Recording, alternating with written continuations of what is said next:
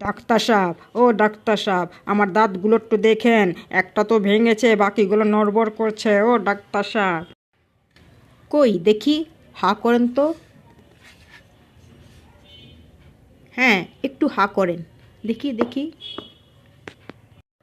ও মাই god, এ তো দেখা যাচ্ছে অনেকগুলো দাঁত ভেঙেছে। কি সমস্যা? কিভাবে এতগুলো দাঁত ভাঙলো আপনার? আপনি কি কোনো সমস্যা আছেন বলেন তো? আর বলবেন না ডাক্তার সাহেব, সকালে উঠে আমার বউকে শুধু বললাম গুড মর্নিং সুপর্ণা।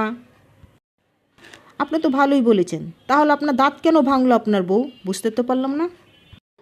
আসলে আমার বলতে একটু ভুল হয়েছে ডাক্তার সাহেব।